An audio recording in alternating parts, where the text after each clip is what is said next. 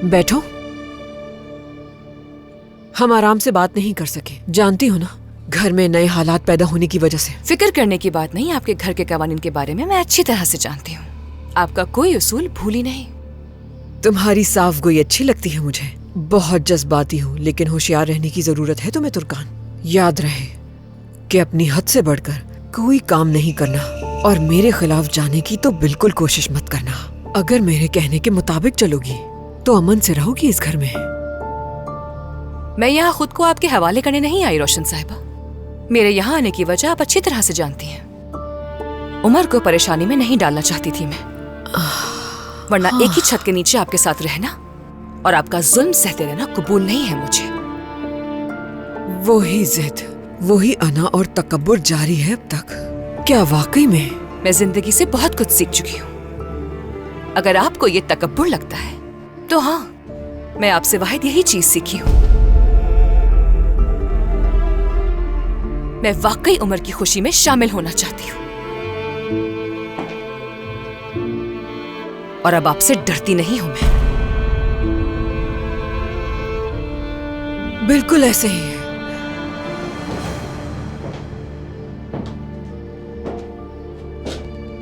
क्योंकि उमर का जो हाथ है तुम्हारे सर पर, तुम उसकी कमजोरी का फायदा। कमजोरी? हरगिज़ नहीं। इसे कमजोरी नहीं बल्कि मोहब्बत कहते हैं। आहिस्ता आहिस्ता हमारी मोहब्बत एक बच्चे की तरह परवान चढ़ रही है जिससे आप बेखबर हैं, और किसी में इसको तोड़ने की ताकत नहीं है रोशन साहिबा।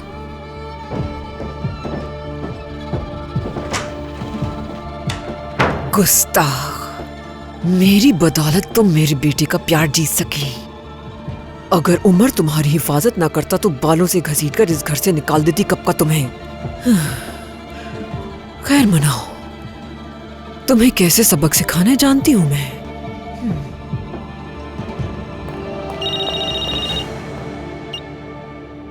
जी कहिए आंटी।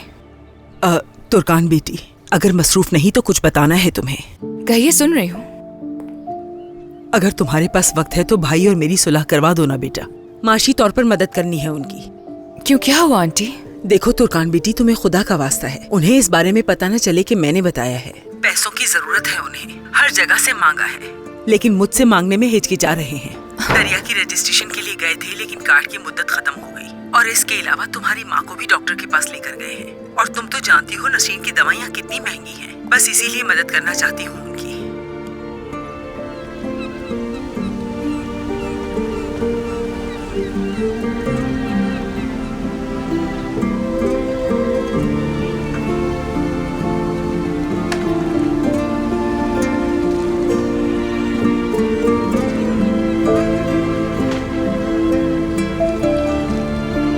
जी हमने वो रेडी कर रखा है। शुक्रिया।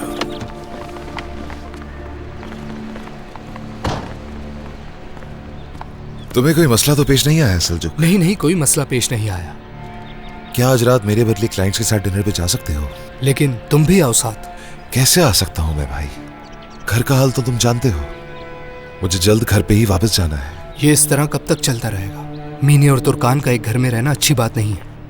मुझे अंदाजा है इस बात का। मैं अपनी तरफ से पूरी कोशिश कर रहा हूँ कि जल्द से जल्द ये मसला हल हो जाए। मेरे पास इसके अलावा कोई रास्ता नहीं था। वकील से बात की है मैंने, जल्द सब ठीक हो जाएगा। तुर्कान से बात करनी चाहिए तुम्हें। मुकदमे के बारे में जरूर उसे पता चल जाएगा। उस वक्त क्या जवाब दोगे उसे? क्या कहूंगा मैं तुर्कान से?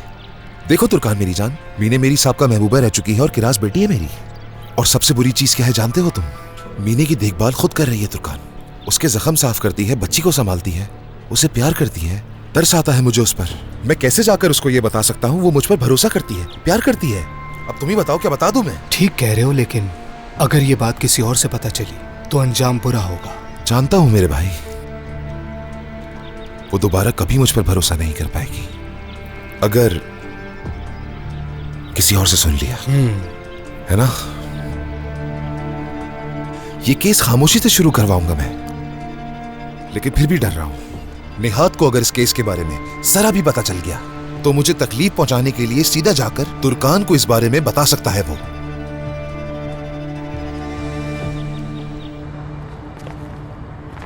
मैं तुम्हारा ये एहसान नहीं भूल सकता। कोई बात नहीं निहात साहब, बस आप एक चेक लिख दें, एहसान उतर जाएगा।